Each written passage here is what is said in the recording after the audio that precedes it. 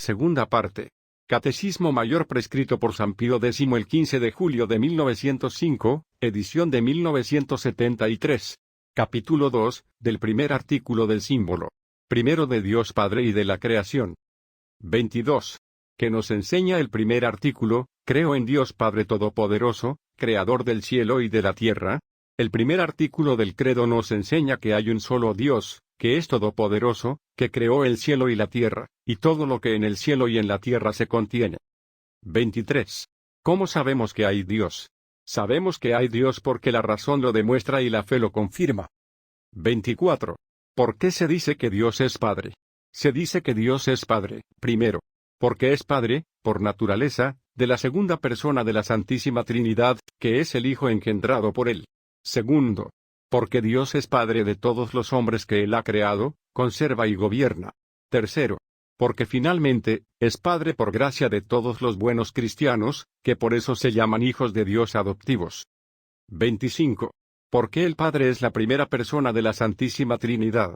El Padre es la primera persona de la Santísima Trinidad porque no procede de otra persona, sino que es el principio de las otras dos personas, que son el Hijo y el Espíritu Santo. 26. ¿Qué quiere decir todopoderoso? Todopoderoso quiere decir que Dios puede hacer todo cuanto quiere. 27. Dios no puede pecar ni morir. ¿Cómo? Pues, se dice que todo lo puede. Se dice que Dios todo lo puede, aunque no pueda pecar ni morir, porque el pecar o morir no es efecto de potencia, sino de flaqueza, la cual no puede hallarse en Dios, que es perfectísimo. 28. ¿Qué quiere decir creador del cielo y de la tierra? Crear es hacer de nada algo, por esto se dice creador del cielo y de la tierra, porque hizo de nada el cielo, y la tierra y cuanto en el cielo y en la tierra se contiene. 29. ¿Fue creado el mundo por el Padre solamente? El mundo fue creado igualmente por las tres divinas personas, porque todo cuanto hace una persona respecto a las criaturas, lo hacen con el mismo acto las otras dos. 30. ¿Por qué, pues, la creación se atribuye particularmente al Padre? La creación se atribuye particularmente al Padre porque es efecto de la divina omnipotencia, la cual se atribuye especialmente al Padre, como la sabiduría al Hijo y la bondad al Espíritu Santo, aunque las tres divinas personas tienen la misma omnipotencia, sabiduría y bondad. 31. ¿Tiene Dios cuidado del mundo y de todas las cosas que ha creado?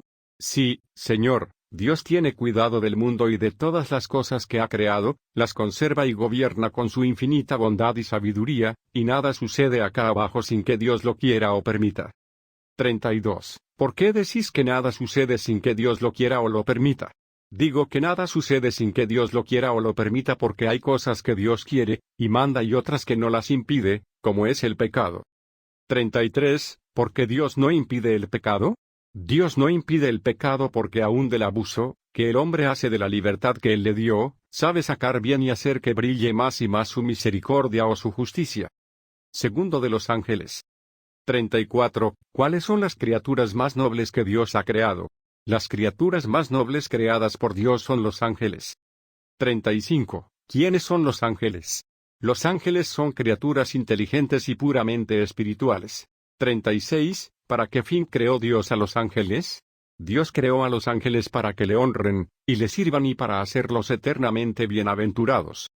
37. ¿Qué forma o figura tienen los ángeles? Los ángeles no tienen forma ni figura alguna sensible, porque son puros espíritus, que subsisten sin necesidad de estar unidos a cuerpo alguno.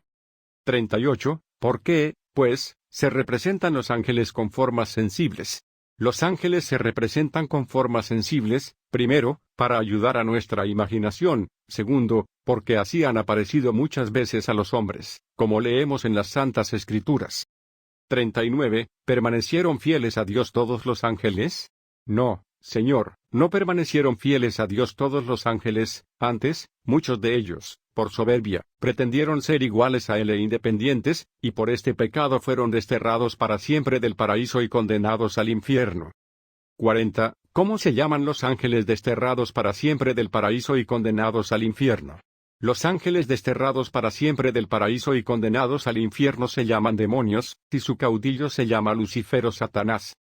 41. ¿Pueden los demonios hacernos algún mal?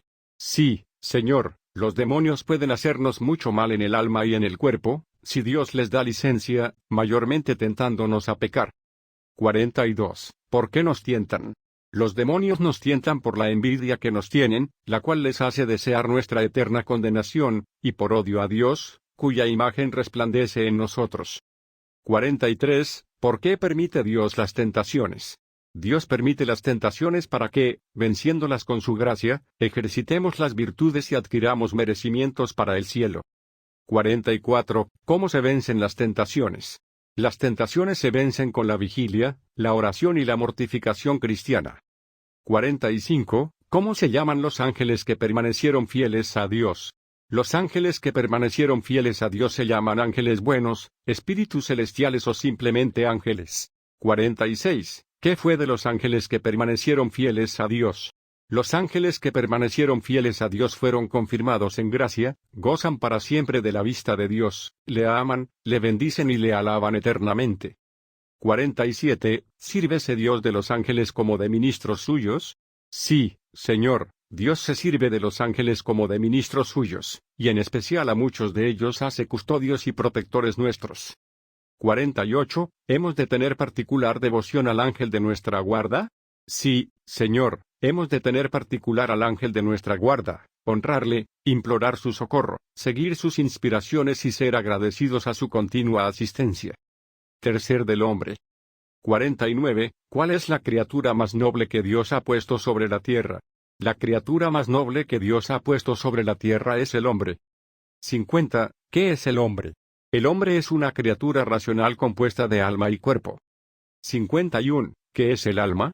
El alma es la parte más noble del hombre, porque es sustancia espiritual dotada de entendimiento y de voluntad, capaz de conocer a Dios y de poseerle eternamente. 52. ¿Puede verse y tocarse el alma humana? El alma humana no puede verse ni tocarse, porque es espíritu. 53. ¿Muere con el cuerpo el alma humana? El alma humana no muere jamás, la fe y la misma razón prueban que es inmortal. 54. ¿Es libre el hombre en sus acciones? Sí, Señor, el hombre es libre en sus acciones, y todos nosotros sentimos dentro de nosotros mismos que podemos hacer una cosa o no hacerla, o hacer una en vez de otra. 55. Explicadme con un ejemplo la libertad humana. Al decir yo voluntariamente una mentira, pienso que podía no decirla y callar, y que podía, asimismo, hablar de otro modo, diciendo la verdad. 56. ¿Por qué se dice que el hombre fue creado a imagen y semejanza de Dios? Se dice que el hombre fue creado a imagen y semejanza de Dios porque el alma humana es espiritual y racional, libre en su obrar, capaz de conocer y amar a Dios y gozarlo eternamente, perfecciones que son un reflejo de la infinita grandeza del Señor. 57. ¿En qué estado puso Dios a nuestros primeros padres, Adán y Eva? Dios puso a Adán y a Eva en el estado de inocencia y gracia, más presto cayeron de él por el pecado. 58. ¿Dio el Señor otros dones a nuestros primeros padres, además de la inocencia y de la gracia santificante? Además de la inocencia y de la gracia santificante, dio el Señor otros dones a nuestros primeros padres, que ellos debían transmitir junto con la gracia santificante a sus descendientes, y eran, la integridad, o perfecta sujeción de la sensualidad de la razón, la inmortalidad, la inmunidad de todo dolor y miseria, y la ciencia proporcionada a su estado. 59. ¿Cuál fue el pecado de Adán? El pecado de Adán fue pecado de soberbia y grave desobediencia. 60. ¿Cuál fue el castigo de Adán y Eva? Adán y Eva perdieron la gracia de Dios y el derecho al cielo, fueron lanzados del paraíso terrenal, sujetos a muchas miserias en el alma, y en el cuerpo y condenados a morir. 61. Si Adán y Eva no hubiesen pecado, ¿hubieran estado exentos de la muerte? Si Adán y Eva no hubiesen pecado, tras una feliz estancia en este mundo, hubieran sido trasladados por Dios al cielo, sin morir, para gozar una vida eterna y gloriosa. 62. ¿Eran estos dones debidos al hombre? Estos dones no eran debidos al hombre, sino absolutamente gratuitos y sobrenaturales, y por esto, desobedeciendo Adán al divino mandamiento, pudo Dios, sin injusticia, privar de ellos a Adán y a toda su posteridad. 63. ¿Es este pecado únicamente propio de Adán? Este pecado no es propio únicamente de Adán, sino que también es nuestro, aunque de diverso modo. Es propio de Adán porque él lo cometió con un acto de su voluntad, y por esto en él fue personal. Es propio nuestro porque, habiendo pecado Adán en calidad de cabeza y fuente de todo el linaje humano, viene transfundiéndose por natural generación a todos sus descendientes, y por esto es para nosotros pecado original. 64. ¿Cómo es posible que el pecado original se transfunda a todos los hombres? El pecado original se transfunde a todos los hombres porque, habiendo conferido Dios al género humano en Adán la gracia santificante y los otros dones sobrenaturales, a condición de que Adán no desobedeciese, habiendo éste desobedecido, en su calidad de cabeza y padre de humano linaje, tornó la naturaleza humana rebelde a Dios. Por esta causa, la naturaleza humana se transfunde a todos los hombres descendientes de Adán en estado de rebelión a Dios, privada de la gracia divina y de los otros dones. 65. ¿Qué daños nos ha causado el pecado original? Los daños que nos ha causado el pecado original son la privación de la gracia, la pérdida de la bienaventuranza, la ignorancia, la inclinación al mal, todas las miserias de esta vida y, en fin, la muerte. 66. ¿Contraen todos los hombres el pecado original? Sí, Señor, todos los hombres contraen el pecado original, excepto la Santísima Virgen, que fue preservada de Dios por singular privilegio, en previsión de los méritos de Jesucristo nuestro Salvador. Este privilegio se llama la Inmaculada Concepción de María Santísima. 67. ¿Podrían salvarse los hombres después del pecado de Adán? Después del pecado de Adán, los hombres no podían salvarse, a no usar Dios la misericordia con ellos. 68. ¿Cuál fue la misericordia que usó Dios con el linaje humano? La misericordia que usó Dios con el linaje humano fue prometer, desde luego, a Adán el Redentor divino o Mesías, y enviarlo, después a su tiempo para librar a los hombres de la esclavitud del demonio y del pecado. 69. ¿Quién es el Mesías prometido? El Mesías prometido es Jesucristo, como nos enseña el segundo artículo del credo. Capítulo 3, del segundo artículo. 70. ¿Qué nos enseña el segundo artículo? Creo en Jesucristo, su único Hijo, nuestro Señor. El segundo artículo del credo nos enseña que el Hijo de Dios es la segunda persona de la Santísima Trinidad, que es Dios eterno, omnipotente, Creador y Señor como el Padre, que se hizo hombre para salvarnos, y que el Hijo de Dios hecho hombre se llama Jesucristo. 71. ¿Por qué la segunda persona se llama Hijo? La segunda persona se llama Hijo porque es engendrada del Padre por vía de entendimiento desde toda la eternidad, y por esto se llama también Verbo eterno del Padre. 72. Siendo también nosotros hijos de Dios, ¿por qué Jesucristo se llama Hijo único de Dios Padre? Jesucristo se llama Hijo único de Dios Padre porque solo Él es el Hijo suyo por naturaleza, y nosotros somos hijos por creación y adopción. 73. ¿Por qué Jesucristo se llama nuestro Señor? Jesucristo se llama nuestro Señor porque además de habernos creado junto con el Padre y el Espíritu Santo, en cuanto es Dios, nos ha redimido también en cuanto Dios y hombre. 74. ¿Por qué el Hijo de Dios hecho hombre se llama Jesús? El Hijo de Dios hecho hombre se llama Jesús, que quiere decir Salvador, porque nos ha salvado de la muerte eterna merecida por nuestros pecados. 75. ¿Quién dio el nombre de Jesús al Hijo de Dios hecho hombre? El nombre de Jesús lo dio al Hijo de Dios hecho hombre el mismo Eterno Padre, por medio del Arcángel San Gabriel, cuando éste anunció a la Virgen el misterio de la Encarnación. 76. ¿Por qué el Hijo de Dios hecho hombre se llama también Cristo? El Hijo de Dios hecho hombre se llama también Cristo, que quiere decir ungido y consagrado, porque antiguamente se ungían a los reyes, sacerdotes y profetas, y Jesucristo es Rey de Reyes, sumo sacerdote y sumo profeta. 77. ¿Fue Jesucristo verdaderamente ungido y consagrado con unción corporal? La unción de Jesucristo no fue corporal, como la de los antiguos reyes, sacerdotes y profetas, sino toda espiritual y divina, porque la plenitud de la divinidad habita en él substancialmente. 78. ¿Tuvieron los hombres algún conocimiento de Jesucristo antes de su venida? Sí, Señor. Los hombres tuvieron conocimiento de Jesucristo antes de su venida por la promesa del Mesías que hizo Dios a nuestros primeros padres, Adán y Eva, y renovó a los santos patriarcas, y por las profecías y muchas figuras que le señalaban. 79. ¿Por dónde sabemos que Jesucristo es verdaderamente el Mesías y Redentor prometido? Sabemos que Jesucristo es verdaderamente el Mesías, y Redentor prometido por haberse cumplido en él, primero, todo lo que anunciaban las profecías, segundo, todo lo que representaban las figuras del Antiguo Testamento. 80. ¿Qué predecían las profecías acerca del Redentor?